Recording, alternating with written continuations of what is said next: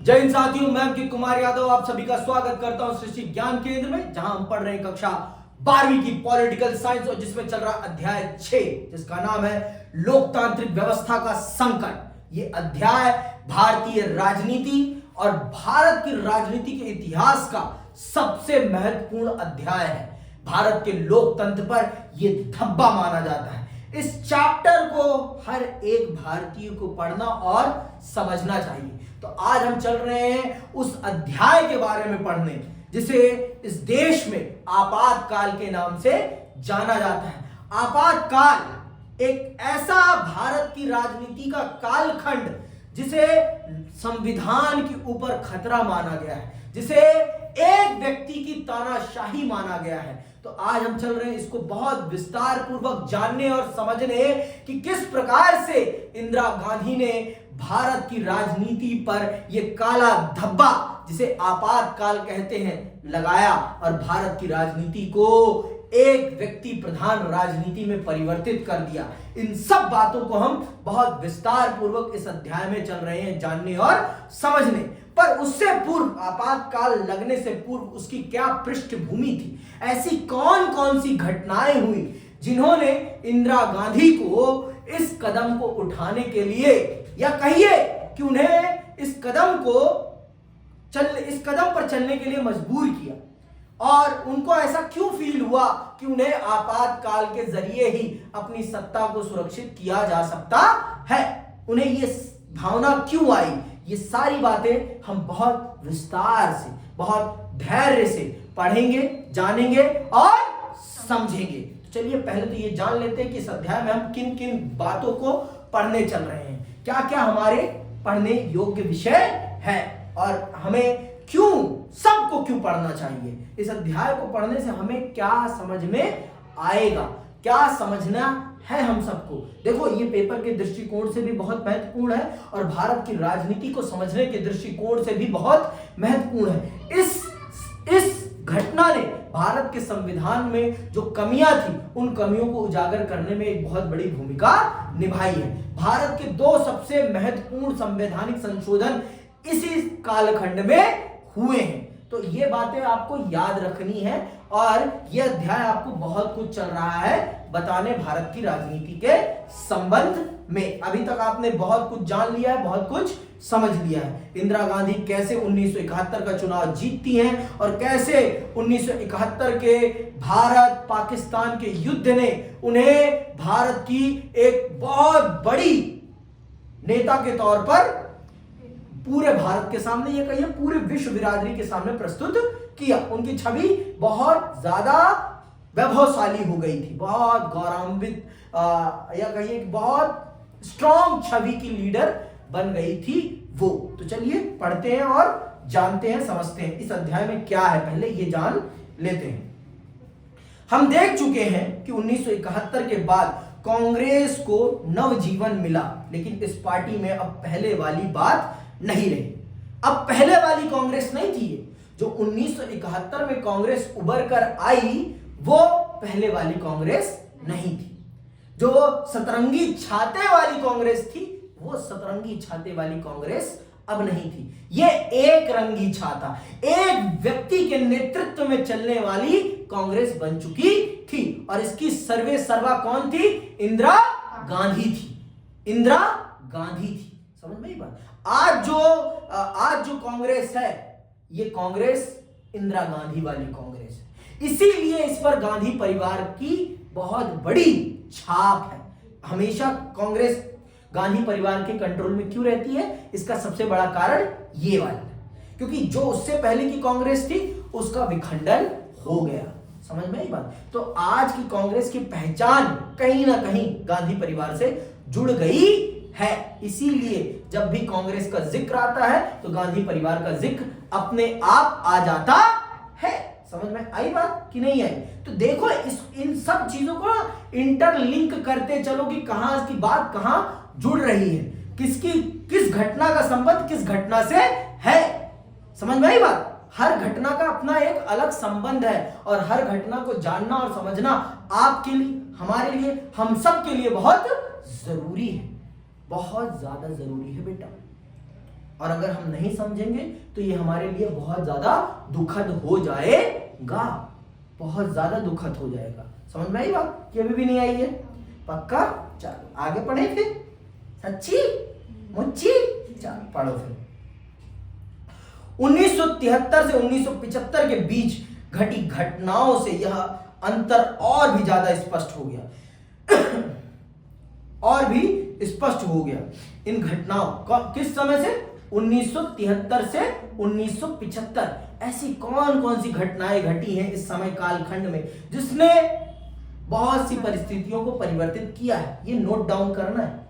ये प्रश्न आ सकता है कि आपातकाल के लगने से पहले क्या पृष्ठभूमि थी भारतीय राजनीति की? ऐसी कौन कौन सी घटनाएं हुई जिन्होंने भारतीय राजनीति के रुख को बदला? तो ये घटनाएं आपको पता होनी चाहिए, ठीक है? ये टिप्स पर होनी चाहिए घटनाएं। ये क्या होनी चाहिए? टिप्स पर। और मैंने आपको बोल दिया है कि आंसर हमेशा कैसे लिखने हैं? To the point. और प्रैक्टिस स्टार्ट हो जानी चाहिए, ठीक है? हर पेपर में टू द पॉइंट, चाहे वो ज्योग्राफी का हो चाहे वो हिंदी का हो। हिंदी में तो पैरा में लिखना होता है, लेकिन टू द पॉइंट। पहले महत्वपूर्ण बातें लिखो, फिर उसके बाद उससे कम उससे कम उससे कम, लेकिन महत्वपूर्ण बातें पहले, सबसे पहले जो सबसे महत्वपूर्ण है, ठीक? आगे सुनो, सुनना बहुत ध्यान से। इन घटनाओं से भारत की लोकतांत्रिक राजनीति और संविधान निर्देशित सांस्थानिक संतुलन को नई चुनौती ने घेरा। 1973 से 1975 के बीच आए बदलाव की परिणति देश में आपातकाल लागू करने के रूप में हुई। 1975 के जून माह में देश में आपातकाल की घोषणा कर दी गई। आमतौर पर आपातकाल से हमारे मन में युद्ध और आक्रमण अथवा प्राकृतिक आपदा की तस्वीर कौंधती है, लेकिन अपने देश में आपातकाल की घोषणा अंदरूनी गड़बड़ियों की आशंका के मद्देनजर की गई थी। वैसे आपातकाल जब शब्द आता है तो हमारे सामने ये सारी घटनाएं आती हैं, युद्ध की आती है, आक्रमण की आती है या प्राकृतिक आपदा की आती है। लेकिन जो 1975 में आपातकाल लगाया गया भारत में, वो किस आधार पर लगाया गया है? अंदरूनी गड़बड़ियों के आधार पर। अंडरलाइन कर लो ये सेंटेंस। किस आधार पर लगा है? अंदरूनी गड़बड़ियों के आधार पर। ये पूछा जाता है आपसे कि भारत में 1975 में लगा आपातकाल किन परिस्थितियों के मद्देनजर लगाया गया? तो क्या लगाया गया? अंदरूनी गड़बड़ियों के मद्देनजर लगाया गया। ये याद रखने वाली बातें हैं और इनको बहुत अच्छे से याद रखना है आपको, ठीक है? आगे सुनिए। आपातकाल की घोषणा जिस नाटकीय रूप में हुई थी, उसी अंदाज में इसका खात्मा भी हुआ। आपातकाल की घोषणा के कारण 1977 के लोकसभा चुनाव में कांग्रेस हार गई। आज तक जो नहीं हुआ था वो हो गया। 1977 के चुनाव में पहली बार कांग्रेस केंद्र की सत्ता से बाहर होती है। पहली बार कब? 1977 में। तो एक नंबर का प्रश्न ये भी बन गया कि कांग्रेस पहली बार केंद्र की सत्ता से बाहर कब हुई? 1977 में, ठीक है? बताता चल रहा हूं कैसे एमसीक्यू बन रहे हैं। एमसीक्यू बनाने के यही तरीके हैं, तो इन तरीकों को थोड़ा नोट डाउन करते चलिए कि क्या है एमसीक्यू बनाने का तरीका, ठीक? आगे सुनिए। इस अध्याय में हम अपना ध्यान भारतीय लोकतंत्र के इतिहास के इसी निर्णायक दौर पर केंद्रित करेंगे। साथ ही हम कुछ ऐसे सवाल पूछेंगे जो सालों गुजरने के बाद भी विवादास्पद बने रहे हैं, जैसे आपातकाल क्यों लागू किया गया? क्या ऐसा करना जरूरी था? आपातकाल लागू करने का व्यवहारिक अर्थ क्या था? दलगत राजनीति के लिहाज से आपातकाल के क्या परिणाम हुए? आपातकाल से भारतीय लोकतंत्र ने क्या सबक सीखे? तो ये 4 प्रश्न आप इस अध्याय को पढ़ने के बाद जान पाएंगे और समझ पाएंगे और आप इसका उत्तर देने के काबिल हो जाएंगे। तो आइए सबसे पहले तो ये जानते हैं कि आपातकाल लगने से पहले भारत की राजनीति में क्या चल रहा था। भारत की राजनीति किस करवट बैठ रही थी, कौन कौन सी घटनाएं हो रही थी जिन्होंने इंदिरा गांधी को अपनी सत्ता पर एक प्रश्न चिन्ह खड़ा होता हुआ दिखाया। वो कौन कौन सी घटनाएं हैं जिन्होंने उन्हें इस कदम की तरफ बढ़ने के लिए मजबूर किया। तो आइए बहुत विस्तार पूर्वक इसको पढ़ते हैं और समझते हैं।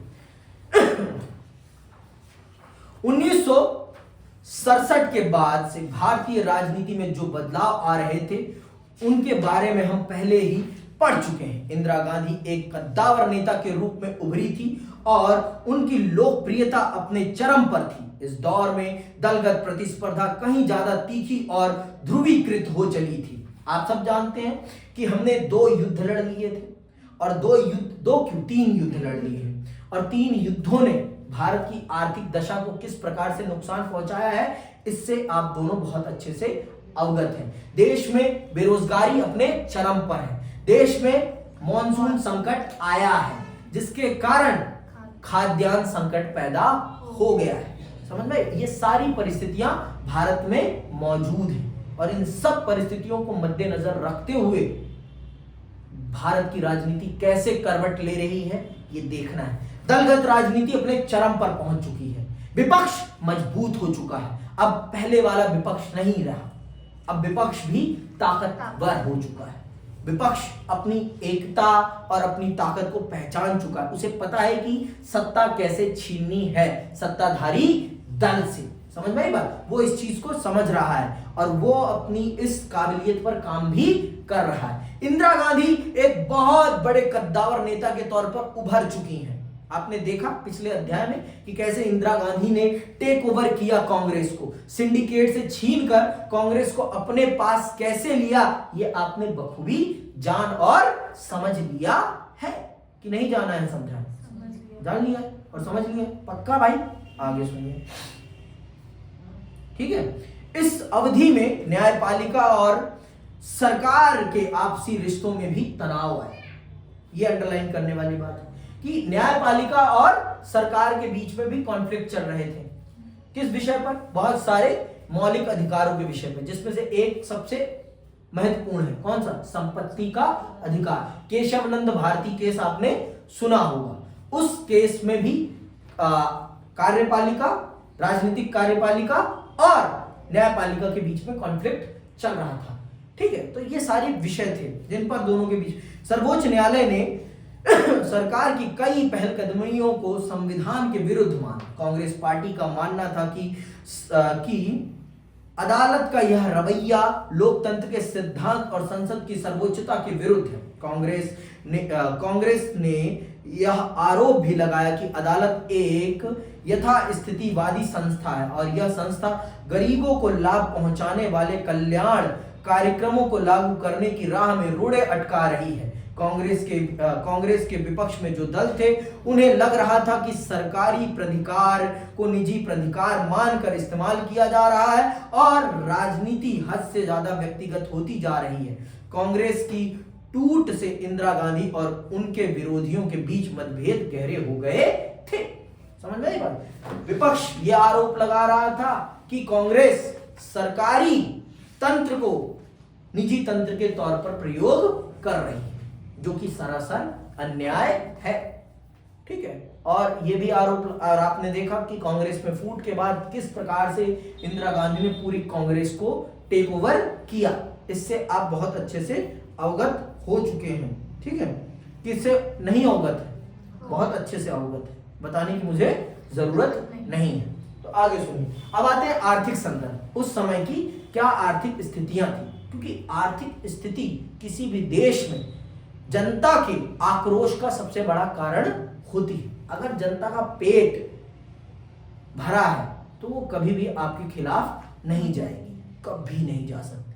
जैसे आज के टाइम पर माननीय प्रधानमंत्री जी ने इस चीज का ध्यान रखा है कि पेट भरा रहेगा तो जनता बेरोजगार भी रहेगी, फिर भी मेरे खिलाफ सवाल नहीं खड़ा करने वाला। कैसे उन्होंने कर रखा है इसका ध्यान? 5 किलो राशन मुफ्त कर, उसके मद्देनजर उन्होंने पेट की व्यवस्था कर दी है। तो लोग पेट खुश सब खुश। पेट में अगर कुतूहल है तो वो नौकरी ढूंढेगा, और वो नौकरी ढूंढेगा तो अगर उसे नहीं मिलेगी तो वो देश के मुद्दों पर बात जरूर करेगा। तो ये चीज इंदिरा गांधी नहीं कर पा रही थी। सुनिएगा बहुत ध्यान से। आर्थिक संदर्भ 1971 के चुनाव में कांग्रेस ने गरीबी हटाओ का नारा दिया था, सबको याद है ना। इसी के दम पर उन्होंने सिंडिकेट को पटकनी दी थी, पूरे ग्रैंड अलायंस को पटकनी दी थी। इससे आप बखूबी वाकिफ हैं, ठीक है। बहरहाल 1971-72 के बाद के सालों में भी देश की सामाजिक आर्थिक दशा में खास सुधार नहीं हुआ। बांग्लादेश के संकट से भारत की अर्थव्यवस्था पर भारी बोझ पड़ा था। मैंने आपको पहले ही बता दिया है कि युद्धों ने भारत की आर्थिक दशा को बर्बाद करने में एक बहुत बड़ी भूमिका निभाई है। बहुत बड़ी भूमिका, शब्द फिर से सुनिएगा, बहुत बड़ी भूमिका निभाई है। किन्होंने?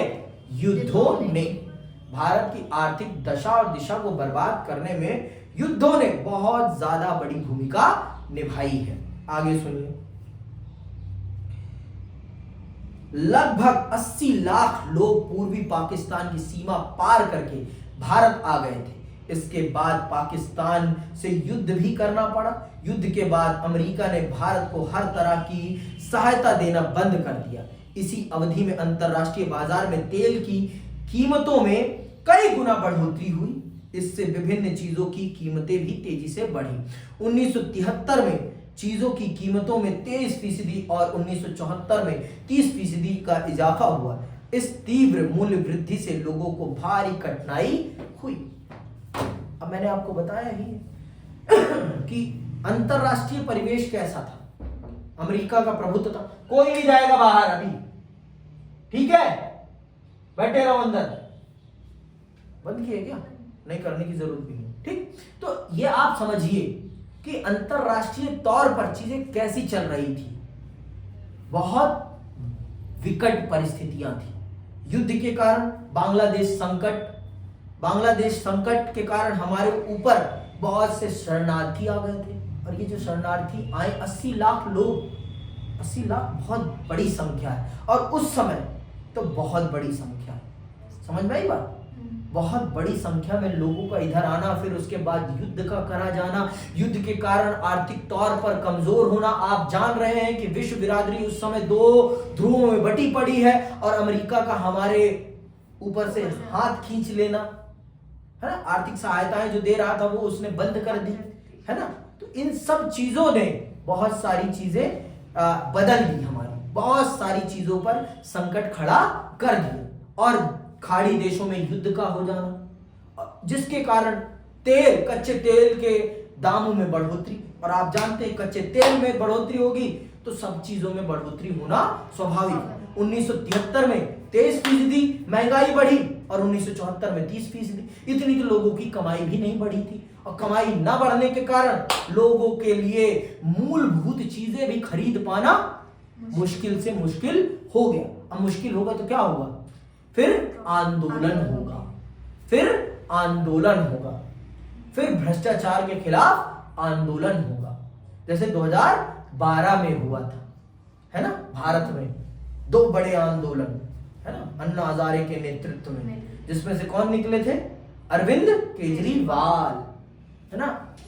5 साल केजरीवाल हवा हो गए केजरीवाल, है ना। चलो, तो ये चीजें तो ऐसी ही होंगी। अभी सुनते चलो। औद्योगिक विकास की दर बहुत कम थी और बेरोजगारी बहुत बढ़ गई थी। ग्रामीण इलाकों में बेरोजगारी बेहताशा बढ़ी थी। खर्चे को कम करने के लिए सरकार ने अपने कर्मचारियों के वेतन को रोक लिया। अब वेतन रुक गया तो क्या होगा भाई? आक्रोश पैदा होना स्वाभाविक है, आक्रोश पैदा होना स्वाभाविक है, मन में आक्रोश का आना स्वाभाविक है। समझ में आई बात? मन में आक्रोश आएगा ही आएगा। जब आपसे आपकी आमदनी छीन ली जाएगी तो क्या होगा? सरकारी नौकर, है ना, सही बात है। इससे सरकारी कर्मचारियों में बहुत असंतोष पनपा।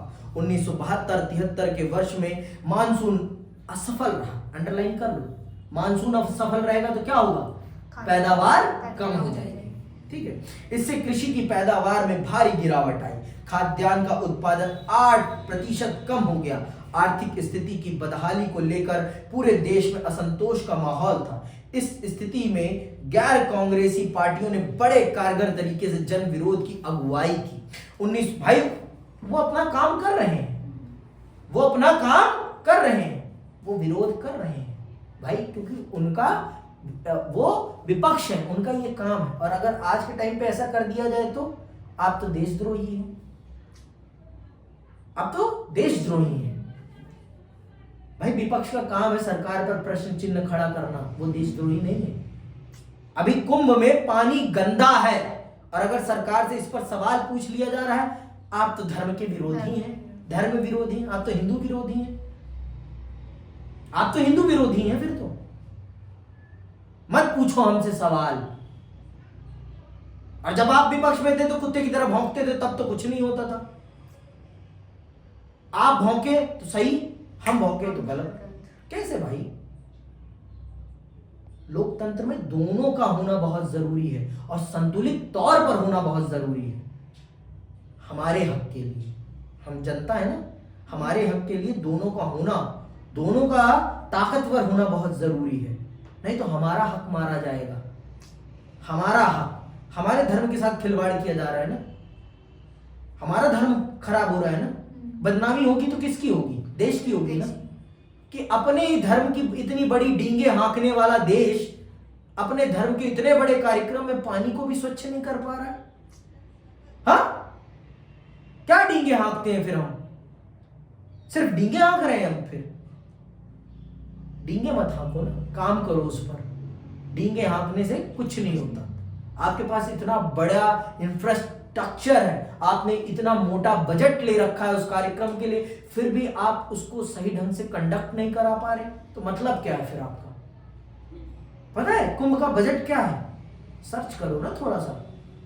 सिर्फ ऊपरी तो कोई बाहर नहीं जाएगा। करने दो भाई, अभी मैं क्लास ले रहा हूं, मैं बीच में नहीं रोकूंगा। कोई बात नहीं, 10 मिनट रुक जा, फिर देता हूं अभी। ठीक, तो 1960 के दशक से ही छात्रों के भी, अब छात्र भी उग्र होते जा रहे हैं। छात्रों में सबसे पहले उग्रता आती है क्योंकि उनके अंदर आक्रोश, हम लोगों के अंदर, अभी आपने देखा होगा जामिया में प्रोटेस्ट चल रहा है, जामिया प्रोटेस्ट कर रहा है, ठीक है। तो सबसे पहले छात्रों में ही आक्रोश के भाव पैदा होते हैं, आक्रोशित होते हैं वो। 1960 के दशक से ही छात्रों के बीच विरोध के स्वर उठने लगे थे। ये स्वर इस अवधि में और ज्यादा प्रबल हो उठे। संसदीय राजनीति में विश्वास न रखने वाले कुछ मार्क्सवादी समूहों की सक्रियता भी इस अवधि में बढ़ी। इन समूहों ने मौजूदा राजनीतिक प्रणाली और पूंजीवादी व्यवस्था को खत्म करने के लिए हथियार उठाया तथा राज विरोधी तकनीकों का सहारा लिया। ये समूह मार्क्सवादी, लेनिनवादी अथवा नक्सलवादी के नाम से जाने गए। ऐसे समूह पश्चिम बंगाल में सबसे ज्यादा सक्रिय थे। पश्चिम बंगाल की सरकार ने इन्हें दबाने के लिए कठोर कदम उठाए। तो भारत में ये सारी चीजें भी होने लगी। जो लोग संसदीय व्यवस्था में विश्वास नहीं रखते थे, जैसे कि मार्क्सवादी लोग, नक्सलवादी लोग, उन्होंने हथियार के माध्यम से सरकार का विरोध करना स्टार्ट कर दिया। गरीब लोगों को अपने साथ जोड़ा। अगर आपने कुछ मूवीज देखी हो ऐसी वाली, तो आपने देखा होगा ऐसी चीजें, ठीक है। तो इस प्रकार से देश में एक नई उग्रता उठने लगी और इस उग्रता ने देश को एक नए संकट की तरफ ढकेलना प्रारंभ कर दिया। देश को एक अलग संकट की तरफ ढकेलना प्रारंभ कर दिया। समझ में आई बात? अब आते हैं गुजरात और बिहार के आंदोलन। इन आंदोलनों ने सबसे बड़ी पृष्ठभूमि तैयार करने का काम किया। सबसे बड़ी पृष्ठभूमि।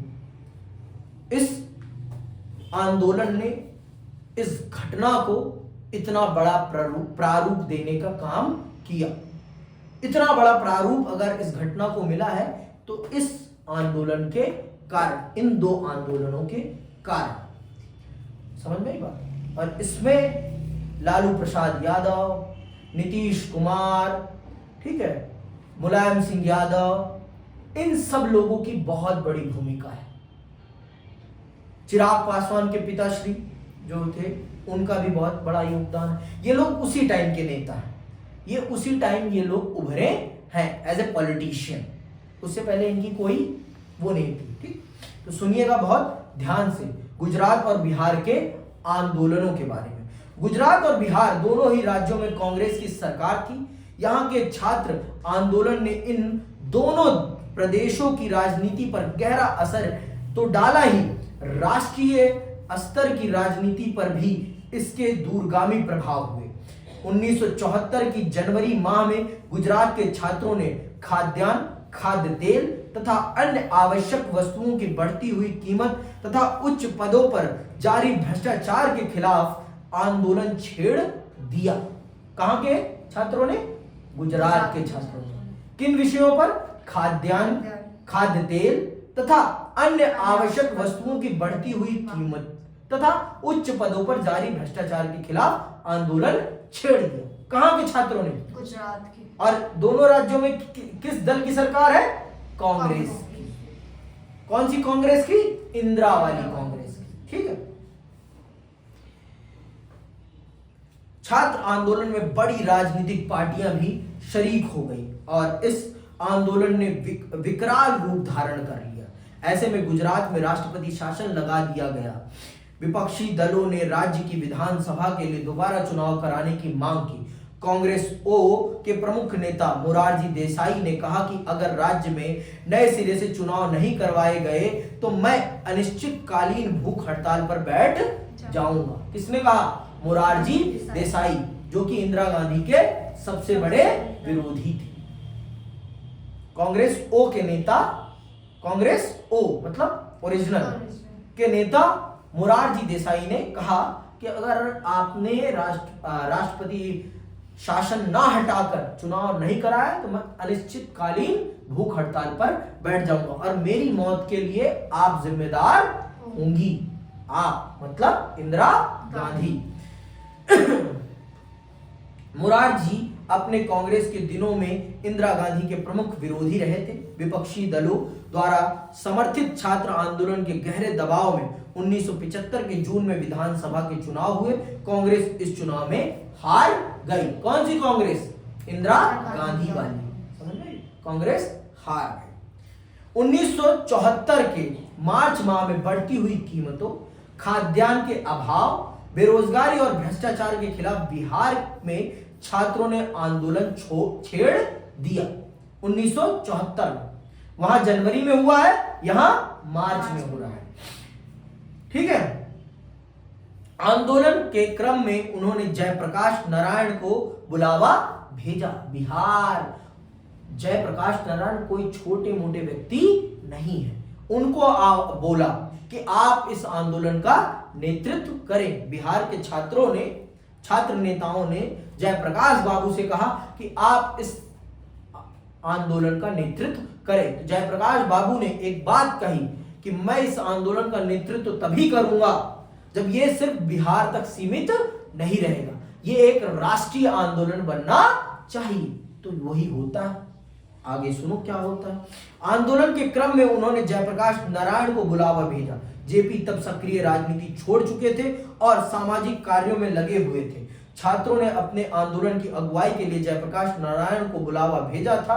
जेपी ने छात्रों का निमंत्रण इस शर्त पर, अंडरलाइन करना, इस शर्त पर स्वीकार किया कि आंदोलन अहिंसक रहेगा और अपने को सिर्फ बिहार तक सीमित नहीं रखेगा। इस प्रकार छात्र आंदोलन ने एक राजनीतिक चरित्र ग्रहण किया और उसके भीतर राष्ट्रव्यापी अपील आई। जीवन के हर क्षेत्र के लोग अब आंदोलन से आ जुड़े। जयप्रकाश नारायण ने बिहार की कांग्रेस सरकार को बर्खास्त करने की मांग की। उन्होंने सामाजिक, आर्थिक और राजनीतिक दायरे में संपूर्ण क्रांति का आह्वान किया ताकि उन्हीं के शब्दों में सच्चे लोकतंत्र की स्थापना की जा सके। बिहार की सरकार के खिलाफ लगातार घेराव, बंद और हड़ताल का एक सिलसिला चल पड़ा। बहरहाल सरकार ने इस्तीफा देने से इनकार कर दिया। तो जयप्रकाश नारायण के नेतृत्व में पूरा बिहार उबल पड़ा, पूरा बिहार उबल पड़ा और उन्होंने संपूर्ण क्रांति का नारा दिया और उन्होंने कहा कि मैं सच्चे लोकतंत्र को स्थापित करके दिखाऊंगा। आगे क्या होता? आंदोलन का प्रभाव राष्ट्रीय राजनीति पर पड़ना शुरू हुआ। जयप्रकाश नारायण चाहते थे कि यह आंदोलन देश के दूसरे हिस्सों में भी फैले। जयप्रकाश नारायण के नेतृत्व में चल रहे आंदोलन के साथ ही साथ रेलवे के कर्मचारियों ने भी एक राष्ट्रव्यापी हड़ताल का आह्वान किया। इससे देश के रोजमर्रा के कामकाज के ठप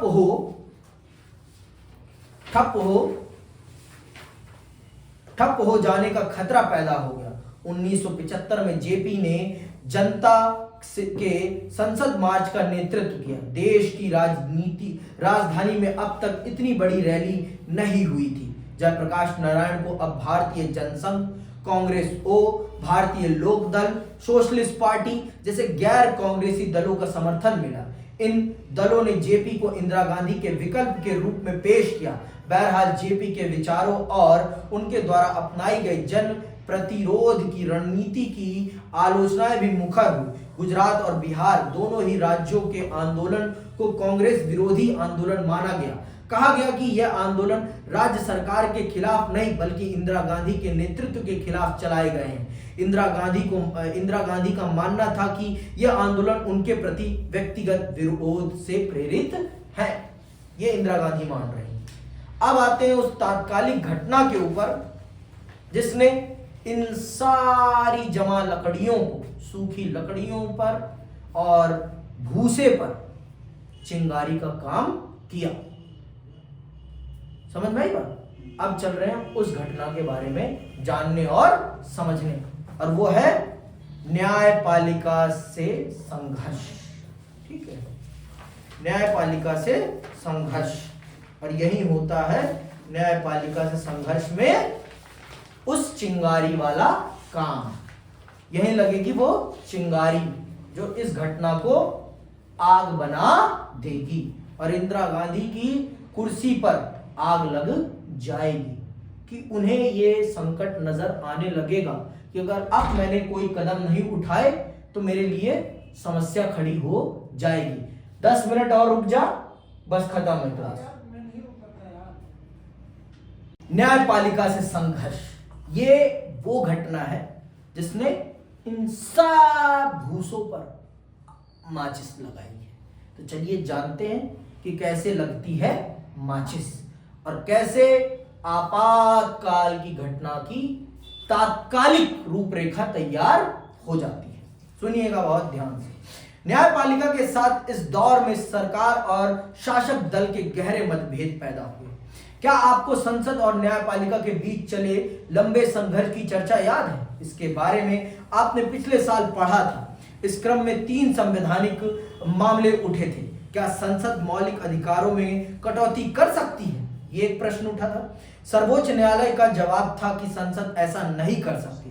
दूसरा है यह कि क्या संसद संविधान में संशोधन करके संपत्ति के अधिकार को काट छाट कर सकती है। इस मसले पर भी सर्वोच्च न्यायालय का यही कहना था कि सरकार संविधान में इस तरह संशोधन नहीं कर सकती कि अधिकारों की कटौती हो जाए। तीसरे संसद ने यह कहते हुए संविधान में संशोधन किया कि वह नीति निर्देशक सिद्धांतों को प्रभावकारी बनाने के लिए मौलिक अधिकारों में कमी कर सकती है, लेकिन सर्वोच्च न्यायालय ने इस प्रावधान को भी निरस्त कर दिया। इससे सरकार और न्यायपालिका के बीच संबंधों में तनाव आया। आपको याद होगा कि इस संकट की परिणति केशव नंद भारती के मशहूर मुकदमे के रूप में सामने आई। इस मामले में सर्वोच्च न्यायालय ने फैसला सुनाया कि संविधान का एक बुनियादी ढांचा है और संसद इस ढांचागत विशेषताओं में संशोधन नहीं कर सकती है। यह आपने जाना है। तो इस प्रकार के कॉन्फ्लिक्ट चल रहे थे। 2 और बातों ने न्यायपालिका और कार्यपालिका के संबंधों में तनाव बढ़ाया। 1973 में केशव नंद भारती के मुकदमे में सर्वोच्च न्यायालय द्वारा फैसला सुनाने के तुरंत बाद भारत के मुख्य न्यायाधीश का पद खाली हुआ।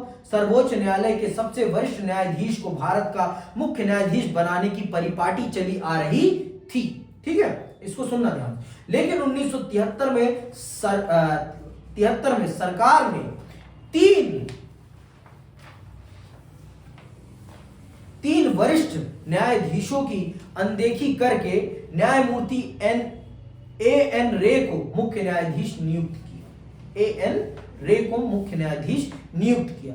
यह निर्णय राजनीतिक रूप से विवादास्पद बन गया, क्योंकि सरकार ने जिन 3 न्यायाधीशों की वरिष्ठता की अनदेखी की इस मामले में की थी, उन्होंने सरकार के इस कदम के विरुद्ध फैसला दिया। ऐसे में संविधान की व्याख्या और राजनीतिक विचारधाराओं का बड़ी तेजी से घालमेल हुआ। जो लोग प्रधानमंत्री के नजदीकी थे, वे एक ऐसी प्रतिबद्ध न्यायपालिका तथा नौकरशाही की जरूरत के बारे में बात करने लगे जो विधायिका और कार्यपालिका की सोच के अनुकूल आचरण करे। इस संघर्ष का चरम बिंदु तब आया जब एक उच्च न्यायालय ने इंदिरा गांधी के निर्वाचन को अवैध घोषित कर दिया।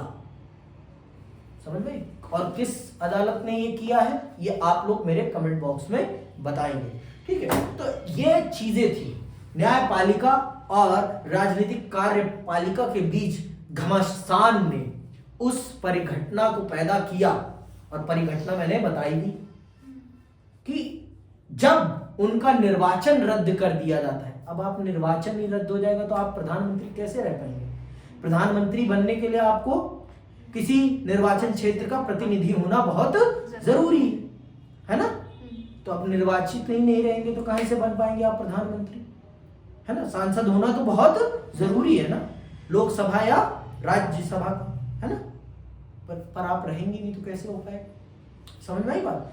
तो बहुत ज्यादा चीजें होती हैं और इन सब घटनाओं ने ही मिलकर थोड़ा थोड़ा मिलकर उस सत्ता के प्रश्न को खड़ा किया इंदिरा गांधी के सामने, जिसने उनके अंदर ये डर पैदा किया और जिसके चलते उन्होंने ये आपातकाल की घटना का काला अध्याय भारत की राजनीति पर लगा दिया। तो आज के लिए बस इतना ही। इसी के साथ मैं विदा लेता हूं। जय हिंद, जय भारत।